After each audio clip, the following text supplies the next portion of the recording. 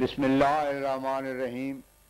मलफूजात हज़रत मसीह माऊद 31 अगस्त सन 1901। फरमाया, दो शख्स बहस करते हैं, एक नज़ीर पेश करता है और दूसरा कोई नज़ीर पेश नहीं करता, तो बताओ किसका हक है कि उसकी बात मान ली जावे।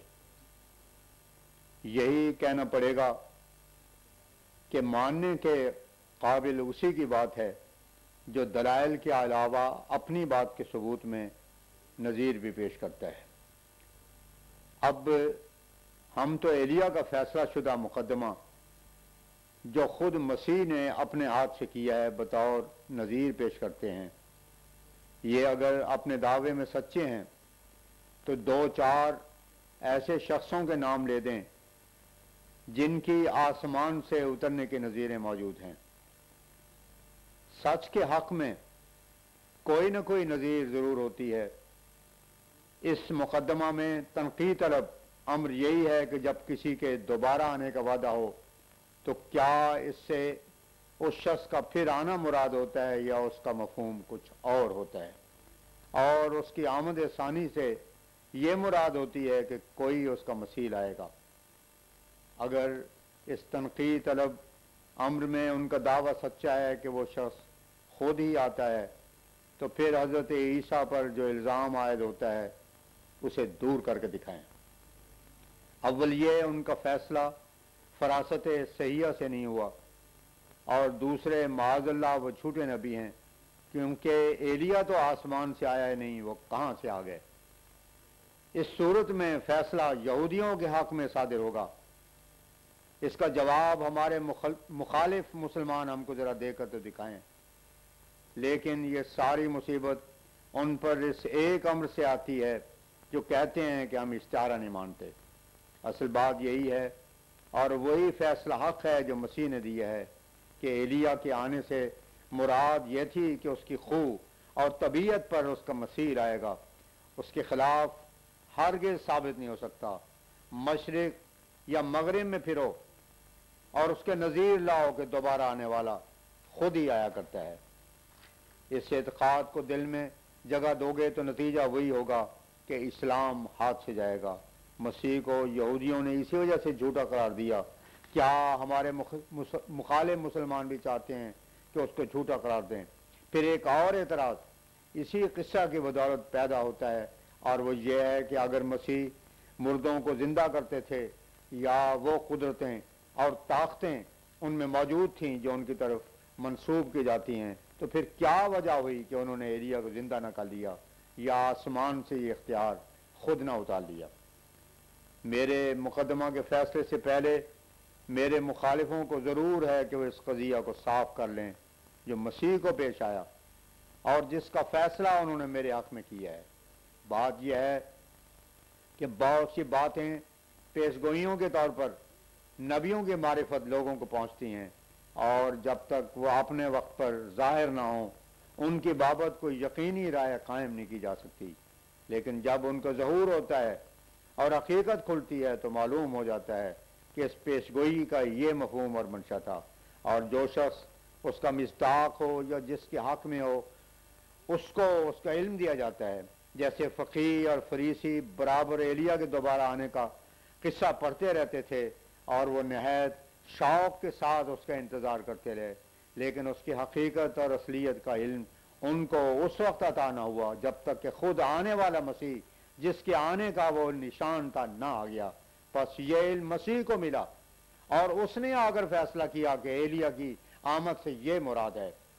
इसी तरह पर हज़रत याकूब अलैहिस्सलाम हज़रत यूसुफ अलैहिस्सलाम के फिराक में 40 साल तक रोते रहे। आखिर जाकर आपको खबर मिली तो कहा, इन्नी लाजिदो रीहा यूसुफा, सूरह यूसुफ आयत 95। वरना इससे पहले आपका ये हाल हुआ कि कुरान शरीफ में फरमाया गया है, पब यज़्ज़त आयन आहो, सूरह यूसुफ आयत 85।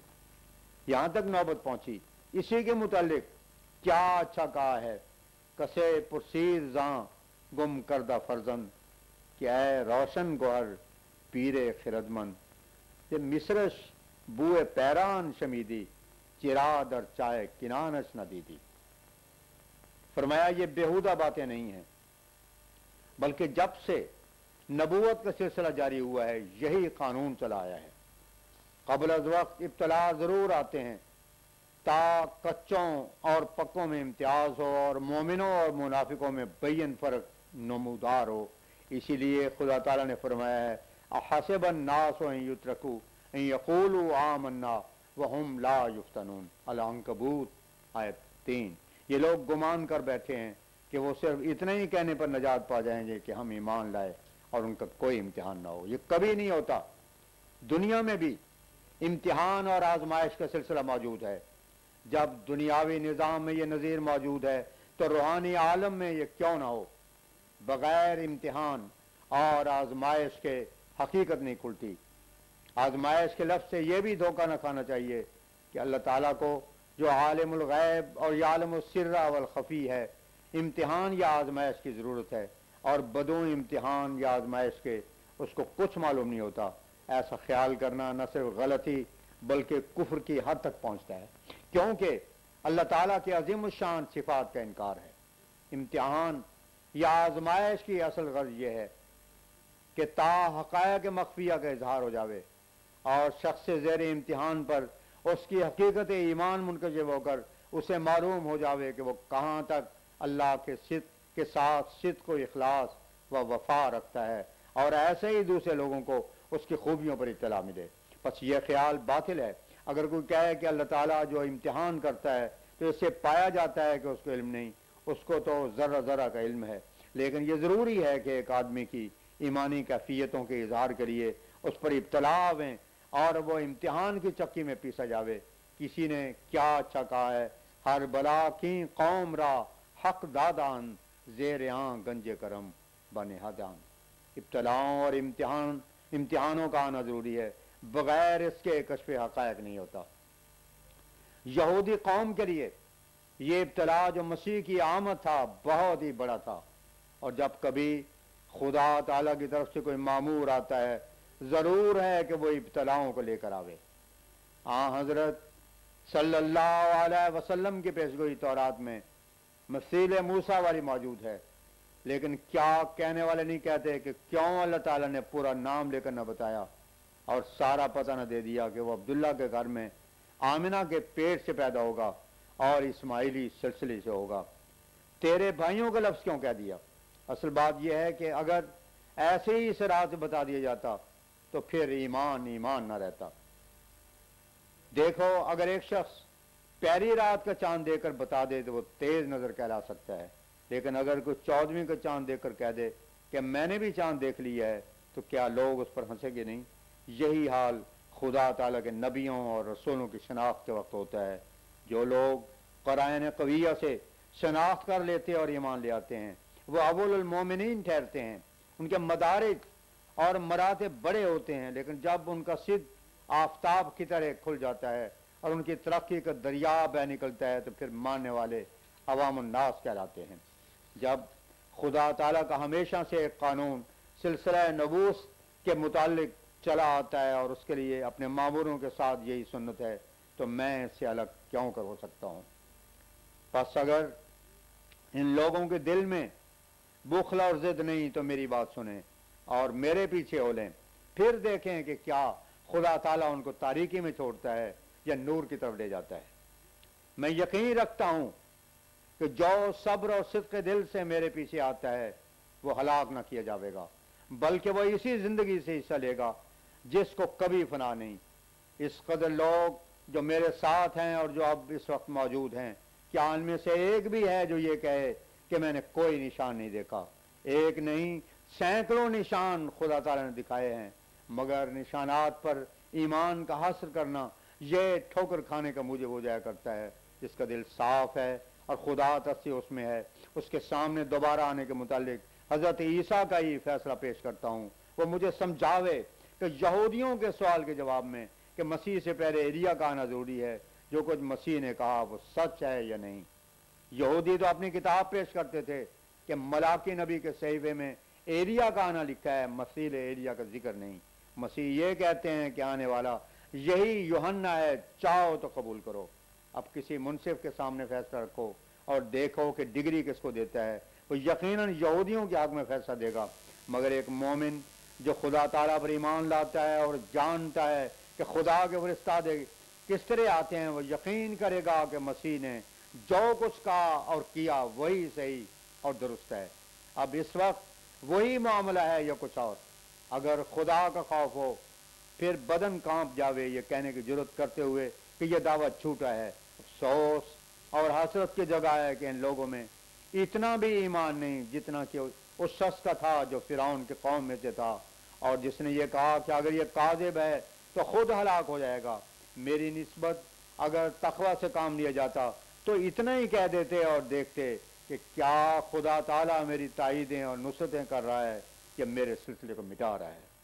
فرمایا میری مخالفت میں ان لوگوں نے قرآن شریف کو بھی چھوڑ دیا ہے۔ میں قرآن شریف پیش کرتا ہوں اور یہ اس کے مقابلے میں احادیث کو پیش کرتے ہیں، مگر یاد رکھنا چاہیے کہ احادیث اس درجے پر نہیں ہیں جو قرآن شریف کا درجہ ہے، اور نہ ہم احادیث کو کلام اللہ کا درجہ سمجھتے ہیں۔ احادیث تیسرے درجے پر ہیں، اور بالاتفاق معنوی بات یہ ہے کہ وہ ظن کے لیے مفید ہیں۔ ان ظن لا یغنی من الحق شیئا، سورہ نجم آیت 29۔ اصل میں تین چیزیں ہیں، قرآن، سنت اور احادیث۔ قرآن خدا تعالیٰ کی پاک وحی ہے جو رسول اللہ صلی اللہ علیہ وسلم پر نازل ہوئی، اور سنت وہ اسوہ حسنہ ہے جو حضرت صلی اللہ علیہ وسلم نے اس وحی کے موافق قائم کر کے دکھایا۔ قرآن اور سنت یہ دونوں رسول اللہ صلی اللہ علیہ وسلم کے کام تھے کہ ان کو پہنچا دیا جاوے، اور یہی وجہ ہے کہ جب تک احادیث جمع نہیں ہوئی تھیں اس وقت تک شاعر اسلام کی بجاوری برابر ہوتی رہی ہے۔ اب دھوکہ یہ لگا ہے کہ یہ لوگ احادیث کو اور سنت کو ایک کر دیتے ہیں، حالانکہ یہ ایک چیز نہیں ہے۔ پس احادیث کو جب تک قرآن اور سنت کے معیار پر رکھ نہ لیں ہم کسی درجے پر رکھ نہیں سکتے، لیکن یہ ہمارا مذہب ہے کہ ادنا سے ادنا حدیث بھی جو اصول حدیث کی روح سے کیسے ہی کمزور اور ضعیف ہو لیکن قرآن یا سنت کے خلاف نہیں تو واجب العمل ہے۔ مگر ہمارے مخالف یہ کہتے ہیں کہ نہیں، محدثین کے اصول تنقید کی روح سے جو صحیح ثابت ہو وہ خود قرآن اور سنت کی کیسے ہی مخالف ہو اس کو مان لینا چاہیے۔ اب عقل مند غور کریں اور خدا کا خوف دل میں رکھ کر فکر کریں کہ حق کس کے ساتھ ہے، ان کے یا میرے۔ میں خدا کے کلام اور اس کے پاک رسول کے عمل کو مقدم کرتا ہوں، اور یہ ان لوگوں کی باتوں اور خیالی اصولوں کو مقدم کرتے ہیں جنہوں نے کوئی دعویٰ نہیں کیا کہ یہ اصول تنقید حدیث کے ہم نے خدا کے وحی اور الہام سے قائم کیے ہیں۔ اگر یہی بات ہے کہ حدیث کے لیے قرآن اور سنت کے علاوہ کوئی اور معیار ہے جو محض اپنی دانش اور عقل سے قائم کیا گیا ہے، تو پھر میں پوچھتا ہوں کہ کیا وجہ ہے کہ سنیوں کی پیش کردہ حدیث یا شیعوں کی پیش کردہ حدیث صحیح نہ مانی جاویں؟ کیوں ایک فریق دوسرے کو رد کرتا ہے؟ اس کے جواب ہمیں کوئی کچھ نہیں دیتا۔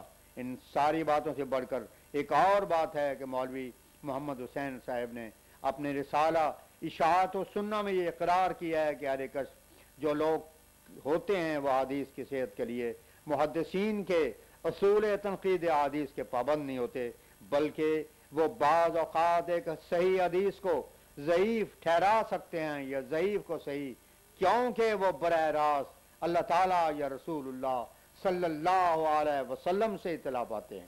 جب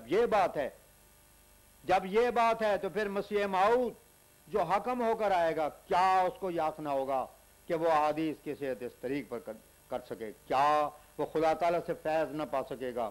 یہاں حضرت صلی اللہ علیہ وسلم کے فیض سے معروم ہوگا؟ اگر اس کو یہ مقدرت نہ ہوگی تو پھر بتاؤ کہ ایسا حکم کس کام کا اور مصرف کا ہوگا؟ اس لیے احادیث کو یہ لوگ جب مختلط کرنے لگیں تو اس امر کو کبھی نہیں بھولنا چاہیے کہ قرآن اور سنت سے اس کو الگ کر لیا جاوے۔ ہمارے ضلع میں حافظ ہدایت علی صاحب ایک عہدیدار تھے، مجھے اکثر ان سے ملنے کا اتفاق ہوتا تھا۔ ایک بار انہوں نے کہا کہ میں ان کتابوں کو جن میں مسیح اور مہدی کے آنے کا ذکر ہے دیکھ رہا تھا، ان میں ہزاروں نشانیاں قائم کر رکھی ہیں، کیونکہ یہ ساری نشانیاں تو پورے ہونے سے رہیں، اس لیے مجھے اندیشہ ہے کہ اس وقت جھگڑا ہی پڑے گا یہ لوگ اس وقت ماننے سے رہے جب تک وہ سارے نشان پورے نہ ہو لیں، اور وہ نشان یک دفعہ پورے ہونے سے رہے۔ حقیقت میں ان کی فراست صحیح نکلی، اس وقت وہی ہوا، انکار ہی کیا گیا۔ فرمایا اصل بات یہ ہے جس کو میں نے بارہا بیان کیا ہے کہ پیشگوئیوں کا بہت بڑا حصہ مجازات اور استعارات کا ہوتا ہے، اور کچھ حصہ ظاہری رنگ میں بھی پورا ہو جاتا ہے۔ یہی ہمیشہ سے قانون چلا آیا ہے، اس سے تو ہم انکار نہیں کر سکتے، خواہ کوئی مانے یا نہ مانے۔ اگر ساری حدیثیں پوری ہونی ہیں، یعنی جو سنیوں کی ہیں وہ بھی اور جو شیعوں کی ہیں وہ بھی، علی حد القیاس تمام فرقوں کی، تو یقیناً یاد رکھو کہ پھر نہ کبھی مسیح آئے گا اور نہ ماتی۔ دیکھو میری ضرورت سے زیادہ تو آن حضرت صلی اللہ علیہ وسلم کی ضرورت تھی جب آپ تشریف لائے۔ اب بتاؤ کہ کیا اس وقت سب نے آپ کو تسلیم کر لیا، اور کیا وہ سارے نشانات جو تورات یا انجیل میں آپ کے لیے رکھے گئے تھے پورے ہو گئے تھے؟ خدا کے واسطے سوچو، جواب دو۔ اگر وہ ساری روایتیں جو ان میں چلی آتی تھیں اور وہ ساری نشانیاں جو ان کی کتابوں میں پائی جاتی تھی پوری ہو گئی تھیں، پھر یہودیوں کو کیا ہو گیا تھا جو انہوں نے انکار کر دیا؟ کبھی ساری نشانیاں پوری نہیں ہوتی، کیونکہ ایسی بہت سی ہوتی ہیں جو خود تجویز کر لی جاتی ہیں، اور بہت سی ایسی ہوتی ہیں جو کچھ اور مطلب اور مفہوم رکھتی ہیں۔ جب سب راست بازوں کے وقت ان کا انکار کیا گیا اور یہی عذر پیش کیا گیا کہ نشانات پورے نہیں ہوئے، تو اس وقت اگر انکار کیا گیا تو اسی سنت پر انہوں نے قدم مارا ہے۔ میں کسی کی زبان انکار تو بند نہیں کر سکتا، مگر میں یہ کہتا ہوں کہ وہ میرے عذرات کو سن کر جواب دیں۔ یوں ہی باتیں بنانا تو طریقے تقویٰ کے خلاف ہے۔